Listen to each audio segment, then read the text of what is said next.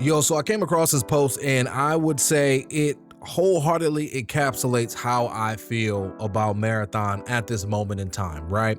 It's a Reddit post, love or hate Reddit. I think there's a lot of good conversation that can be had here. And it's a post by the homie Cross Validated. This individual said, I really don't care what Bungie has to do to ensure this game survives and thrives. He says, add PvE, don't care. Raise the TTK, don't care. Add safe pocket, don't care. Shower us with salvage, don't care. Add romance options, I think he's being facetious here, don't care. Make a restricted free-to-play map, don't care. Do free weekend every weekend, don't care. Mix and match shell abilities, don't care. Add a city builder mode, don't care. Invulnerability exfil, don't care. Any other good or bad suggestion I've read on the subreddit that will bring in and retain players, don't care, I'll adapt. Validated, Cross, whatever you go by, I have to give you a nice head nod right here and a saint tap because I feel you wholeheartedly. And before I go any further, I all know for my returning viewers, for all my homies out there, y'all know I do a lot of like suggestion videos and speculation videos and stuff. I do those things for fun, right? I do those things to be creative, to be silly, and to do like a what if, right? Create like a what if spinoff per se, right? I don't say these things need to be done. I say, hey, look, it would be cool if these things were in, but if they aren't, so on and so forth, right? I just had to preface by saying that. But ultimately, at the end of the day, I am at this same exact place that the homie Cross Validated is at. I don't care what Bungie does. I don't care what they add. I don't care what they do. I don't care what they market. I don't care about any of that. I will adapt and I will enjoy the product that was placed in front of me because this is one of my favorite games that have came out in I don't know how long, right? Like I really enjoy Marathon for what it is and for what it will become, right? It's no different than my homies that, have been on Fortnite for almost the last decade, right? When Chapter 2 came out and they had all the changes, my homies adapted. When Chapter 3 came out, Chapter 3 Season 6, Chapter 4 Season 3, whatever. I don't know what chapter they're on now. Last time I played Fortnite, there was wall running in Fortnite. I'm like, bro, I remember way back in Chapter 1 Season 2 when we could double pump, and that was like the peak of stuff, man. We were still building bases, you know what I'm saying? Then they had wall running in it and all these different gadgets. Anyway, Fortnite, even though at its essence was still a battle royale, like obviously there could only be one player or one team that could win each match, a lot of the formula changed, right? Yeah, they added bots and all that stuff in there, like feel about that however you feel, but the game was what it was, but they added a ton of different coats of paint, for lack of a better term, on the game that fundamentally changed the way that the game played, but in its essence, it still was what it was. And honestly, like as long as Marathon follows that sentiment, with it, still being like an extraction space or an extraction shooter or whatever, even if it evolved away from that, honestly, at this point, would I be like, oh, dang, they should have stayed 10 toes down? Yeah, I will be like that. But at the end of the day, I enjoy the aesthetic. I enjoy the gunplay. I enjoy the lore. I enjoy what's going on here. And if Bungie can find a way, or if Bungie has to pivot what they're doing to be able to continue to convey the lore and the narration and all that comes with it, all right, cool, bro. Like, again, I think as gamers, it's really weird, and I don't want to get on a super long tangent here, but it's really weird. Like way back in the day, developers built games off of passion. It was almost like art, right? Like when we go to like an art gala or something like that, or we go to the museum, we go and we see these exhibits. There are some that we like.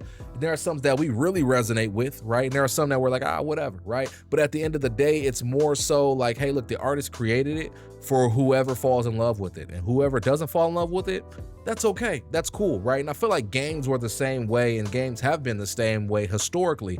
And then I don't know if it was COVID. I don't know when this took place, but there was a huge like paradigm shift that took place. And again, I can't pinpoint when, but now all of a sudden, a game has to appeal to all gamers, or else it's a terrible game and it's bad and it sucks and it shouldn't do this, or this game should conform in order to make bottom dollar and in order to do this and do that, right? Oh, it's because it's a live service, or it should do this because it's a single player game or whatever. And it's like, at the end of the day, like, and I know it's all business and there are tens of thousands of millions of dollars that go into the development of these games and all that. Business stuff aside, at its essence, isn't this all just kind of like art, right?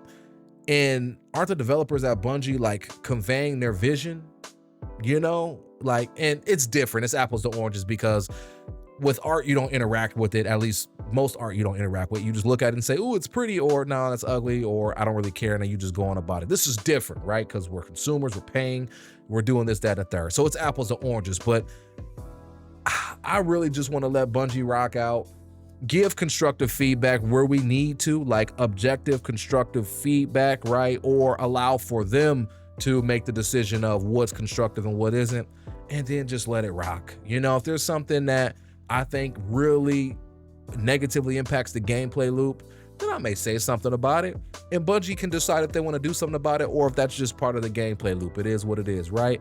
And at the end of the day, I'm gonna just be like, all right, cool. Like, I said my piece and Bungie felt otherwise, so they kept it in, whatever. I'm not gonna sit here and just cry and just be like, oh my gosh, why did they do this? Oh no, it could have been this, the game could have been that, it could have been this, it could. For what, dog? For what? I'm gonna just adapt if I really rock with it, or if I don't rock with it, I'm gonna just find something else to play, right? But at the end of the day, I wouldn't say that's negligence on Bungie for not conforming to what I wanted them to do. They just had a different vision for this piece of art, this piece of interactive art that they constructed, you know? And I know there will be people that disagree with me and disagree with the sentiment. That's all good. It's all love. As human beings, we all have different viewpoints, and we all, you know, can agree, disagree, or we can agree to disagree. And that's all good. It's all love either way. But yeah, yo, I'm just tired of the foolery back and forth, yo. I don't really care what Bungie does anymore, as long as Marathon can stay healthy, or it can be healthy, however you want to frame it. And as long as this game can last for years to come, I'll adapt. I'll adapt, because I want this game to last for as long as possible. Whenever games last long in the Bungie sphere, games start to really get good. Some games may like outlast their welcome, or outstay their welcome. Is that the proper term? Yeah, I think that's the proper term. And that's another convo for another day, for another situation. But man, when I think about Destiny 2, like, imagine if they would have canned it when they wanted to can it. When was that? Like around Curse of Osiris and Warmind.